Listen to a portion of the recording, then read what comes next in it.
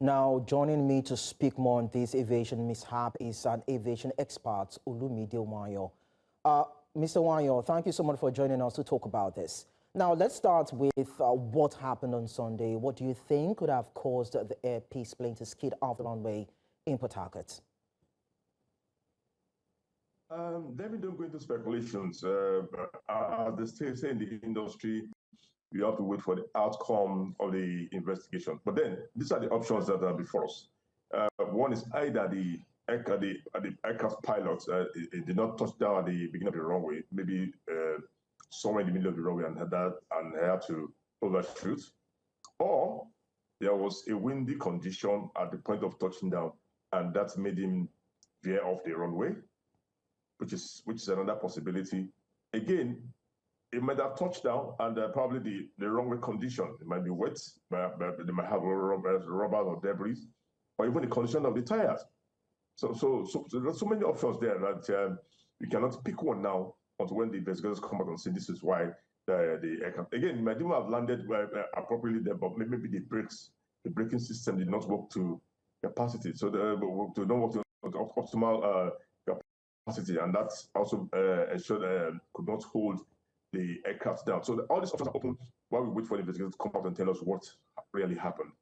Well, while we wait for a detailed report on this, this isn't the first time we're hearing about safety issues, operational problems within the aviation sector. So looking at it from a larger perspective, is this a systemic problem that needs to be attended to urgently?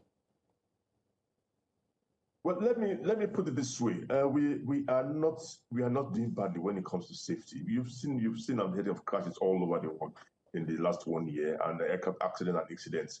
We have not done badly, but I can tell you that for Port Harcourt, there's been that issue of that runway excursion at that airport, and there have been some reports that have been said that have been made by the NSIB and submitted to the NCAA. So now, have those reports, have those recommendations been implemented to ensure there will not be reoccurrence?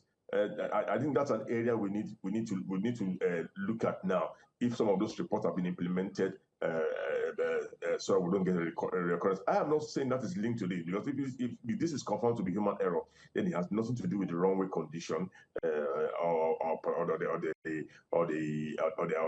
the wind or other natural causes there. So, but I'm saying that we have this situation now that happened before that Port Harcourt Airport. There's been some reports on that on the runway condition at the Port Harcourt International Airport. At that report and have they been implemented over the years, and that would help us to see if it's not an issue of the runway or that of human error or any other factor.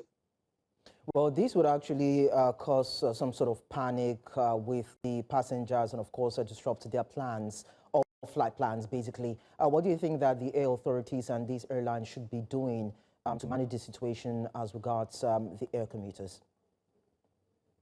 Well, quite truthfully, once there's an aircraft incident like that, serious incident for that, and where the runway is closed, there will be disruption to flight, and that's what your reporter was saying there was at the airport yesterday. With these disruptions, you expect flights to be delayed, cancelled, passengers agitated over what are the options left for them.